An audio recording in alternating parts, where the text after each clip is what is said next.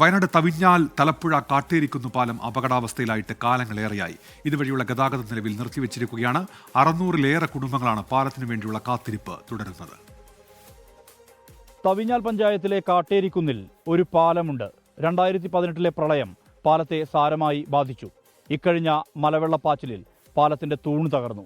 ഇതോടെ ഗതാഗതം പൂർണ്ണമായും സ്തംഭിച്ചിരിക്കുകയാണ്. ആക്ഷൻ കൗൺസിൽ രൂപീകരിച്ച് അനവധി നിവേദനങ്ങൾ നൽകിയിട്ടും എങ്ങും എത്തിയിട്ടില്ല നടപടികൾ.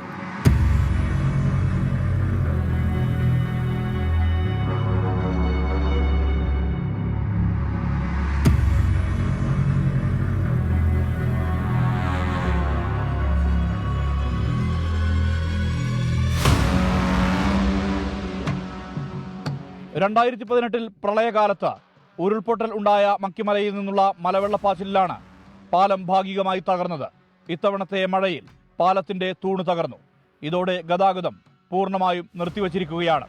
തലപ്പുഴയിൽ നിന്ന് 44ലേക്ക് എത്താനുള്ള എളുപ്പവഴിയാണിത്. 600ഓളം കുടുംബങ്ങൾ ഈ പാലത്തെ ആശ്രയിക്കുന്നു. 38 കൊല്ലത്തെ പഴക്കം ഈ പാലത്തിന് ഓൾറെഡി ഉണ്ട്. അന്നൊരു ചെറിയ കൈവഴി മാത്രമായിരുന്നു ഇവിടെ ഉണ്ടായിരുന്നത്. ആ കൈവഴിയിലൂടെയായിരുന്നു ആളുകൾ പോയിക്കൊണ്ടിരുന്നത്.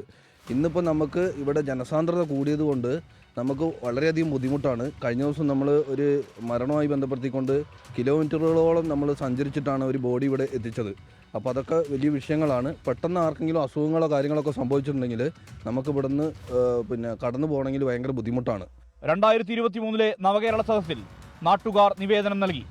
റീബിൽഡ് കേരള പദ്ധതിയിൽ ഉൾപ്പെടുത്തി പാലം പുനർനിർമ്മിക്കുമെന്ന് ഉറപ്പ് നൽകിയെങ്കിലും ഇതുവരെയായിട്ടും നടപടി എങ്ങുമെത്തിയില്ല. ഇപ്പോൾ തകർന്നത് കഴിഞ്ഞ 2 ആഴ്ച മുമ്പ് ഒരു കുത്തിട്ടുണ്ടായിരുന്നു. മക്കിയിൽ മഴ പെയ്തിട്ട് ആ സമയമായിരുന്നു ആ പില്ലർ തകർന്നത്.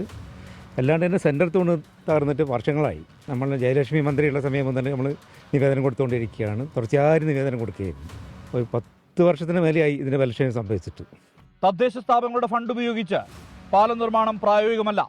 MP ഫണ്ടോ സംസ്ഥാന സർക്കാരിൻ്റെയോ കേന്ദ്ര സർക്കാരിൻ്റെയോ പദ്ധതിയോ ഇതിനായി വേണം. നമ്മൾ ആവശ്യപ്പെട്ടിട്ടുള്ളത് ഈ പാലം പുനർനിർമ്മിക്കണം എന്നുള്ളതാണ്. പുനർനിർമ്മിക്കാൻ വൈകുന്നതിനോടൊപ്പം തന്നെ ഒരു താൽക്കാലിക പാലം അപ്പുറത്തേക്ക് കടക്കണമല്ലോ കുട്ടികൾക്കും ആണെങ്കിൽ പോലും. അപ്പോൾ താൽക്കാലിക പാലം നിർമ്മിക്കേണ്ടതുണ്ട്.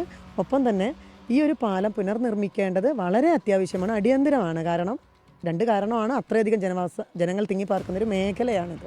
നിരന്തരമായി മലവെള്ളപ്പാച്ചിലുള്ള സാഹചര്യത്തിൽ താൽക്കാലിക പാത ഒരുക്കാനും നാട്ടുകാർക്കും കഴിയുന്നില്ല.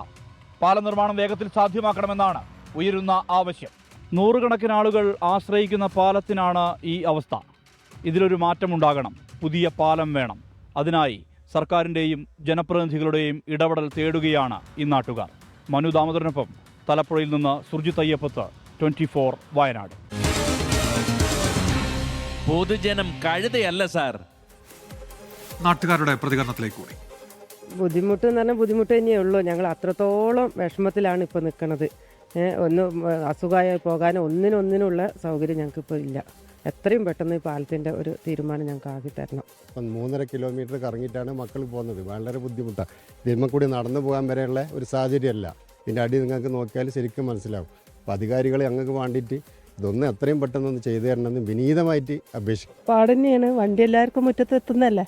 അപ്പോൾ അതൊരു ബുദ്ധിമുട്ട് തന്നെയാണ്. വണ്ടി എല്ലാവർക്കും എത്തുമായിരുന്നു. കുറച്ചൊക്കെ വണ്ടി ഉണ്ടാവില്ല, എന്നാലും നല്ല സുഖമായിരുന്നു. ഇപ്പോൾ ഭയങ്കര പാടാണ്. വണ്ടി അവിടെ വന്നിട്ട് സാധനമൊക്കെ കയറ്റി പിടിച്ച് പോകണം. ഇപ്പോൾ നമുക്ക് താൽക്കാലികമായിട്ട് ഒരു സംവിധാനം പോലും ഇല്ല ഇത് യാത്ര ചെയ്യാൻ വേണ്ടിയുള്ള. അപ്പോൾ അതിലേക്ക് പറയാനുള്ളത് നമ്മൾ ബഹുമാനോടൊപ്പം മന്ത്രിയും ഉദ്യോഗസ്ഥന്മാരോട് ശ്രദ്ധയിൽപ്പെടുത്താനുള്ളത് എത്രയും പെട്ടെന്ന് പാലം ഒന്ന് യാഥാർത്ഥ്യമാക്കി തരിക, ജനങ്ങളുടെ ബുദ്ധിമുട്ടൊന്നിന് പരിഹാരം കാണുക എന്നുള്ളതാണ് നമുക്ക് ഏറ്റവും അടിയന്തരമായ ആവശ്യം. ലോകത്തെവിടെയായാലും ഏത് സമയത്തും 24 വാർത്തകളും ഓഗ്മെന്റഡ് റിയാലിറ്റി പാക്കേജുകളും എക്സ്പ്ലെയിനറുകളും വിശദമായി കാണാൻ ഞങ്ങളുടെ YouTube ചാനൽ നിങ്ങൾക്ക് സബ്സ്ക്രൈബ് ചെയ്യാം.